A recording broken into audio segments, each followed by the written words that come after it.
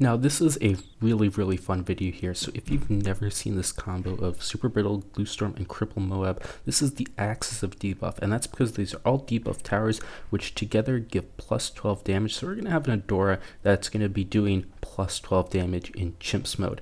Now this sounds super good, but it's kind of important to note that these debuffs only apply in specific radiuses. Gluestorm is whenever the ability is up. Everything is going to get its +3. The Super Brittle is only within its range, and the Cripple Moab is only to which balloon it targets. So if you have like a single lane map, you will be able to get all of this plus 12 damage, and that will just be like absolutely insane. You just get a few attacks and it's going to destroy everything. It's not really that practical because it's going way overboard on debuffs compared to like Pierce and stuff like that. So typically it's not like the craziest black border strategy, but it's a really fun thing to try regardless. However, when you're on some expert maps, it does actually get a little bit more challenging than you might expect, because it's really hard to take advantage of all of these. The Gluestorm's like kind of easy with Adora. In fact, I'd say that works out the best. The Cripple Moab like does part in taking some damage too,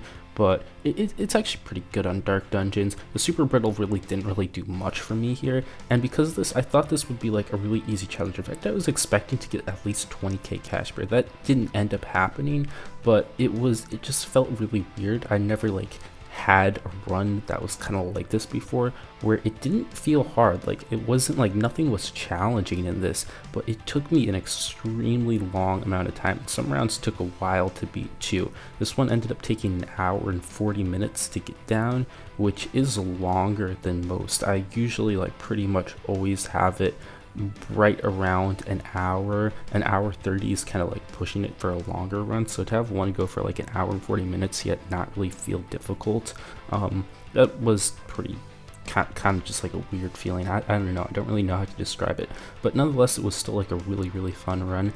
We go for these Juggernaut early games, and all these are going to be sacked later on. Still, this is actually pretty efficient with the Juggernauts. You can do like crazier things, but I wasn't really interested in like doing the craziest early game for this challenge because I do need some sacking power. Round 40, bring in a Mauler and get the out buff, and then I'll be getting a foam just for decamo here. I'll go for 2 discounts. One of the discounts will be sacked, the other one with the drums will just stay, and then I'll be going for a Cripple Moab pretty early on. One thing that I could have done to make this early game a lot easier is go for the Juggernaut in the middle. For some reason I just didn't really want to get it, and I was like dying to Bloons because Adora can't clean up anything, and that Cripple Moab save up's not really going to do much, plus the Gluestorm was in like a really bad tower to clean up on the bottom lane. So I ended up just like halfway through realizing I need a jug here, so I just buy a Juggernaut there. Other than that, everything was pretty chill. After the early game hump, I was able to get Cripple Moab in a fashionably reasonable amount of time without too many issues, and then I was able to push on. The sacrificing was pretty good, a little tiny bit over. I think just that one I guess technically that one discount could be cut, and then it would be like perfectly on time, but I guess it's better to be a little bit over than a little bit under, to where you can't get level 20 Adora on round 98 when you need it. And I also do go for late Adora, so round 98, level 20, which means that not as much is going to have to be sacrificed. If you have to go for like around 95 or 94 Adora, then you have to sacrifice a lot more money compared to going for 98. So that was pretty nice. And then on top of that, I ended up having to get overclocked. That was the thing that I was trying not to get, but I ended up having to go for it, which was a little bit of a bummer. In a way, I feel like it is possible to do it without, but that actually might just be really challenging to do. So if someone can do that, that would be pretty cool, and then you get like a whole bunch of cash bear. And then the other crazy thing is round 100 was a lot more difficult, so I guess I'll come back and talk about that later, and let the mid game play out.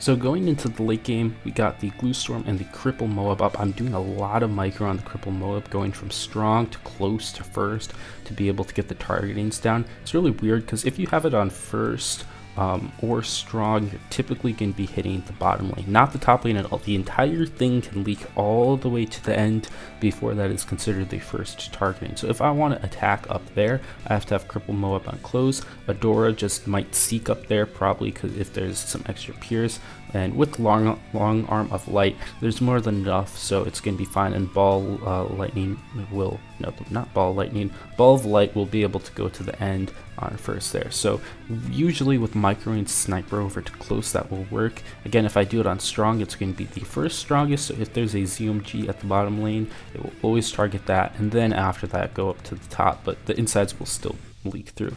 95 took a lot longer than I would have liked. I have the Gluestorm up for the full duration, but I need to use Ball of Light late and also decamo all the DDTs because I don't have Camo Village there, which was a little bit more of a challenge than I had thought, to be honest. But I was able to get by that after a couple of attempts. 96 was pretty easy, and 98 was pretty easy too, which is nice because I get level 20 Adora and just absolutely shred everything. I did make sure not to kill the round fast enough because I do need abilities up for 98 and then at least something up for 100. But speaking of round 100 being harder, I thought like round 100 would just disappear because this time I'll actually have all plus 12 damage active on the Adora because it's gonna get range of Esprit. I can use Glorm at the same time. I'll have Cripple there too, and I thought this thing would just absolutely melt, but actually that was not the case. Like, I needed to get an overdrive and another tax spray in order to barely beat round 100 with all of these debuffs. And that's also considering that Cripple Moab is like insanely good at taking out round 100. Like, it has massive single target damage. So all of this making the bad go that far was kind of concerning, but I was able to win. So it was just really strange, but also really fun. Thanks for watching. If you want to help out the channel, you can check out these new videos, Like and subscribe for more content, support the channel by becoming a member, and joining the Discord to chat with the community. Bye!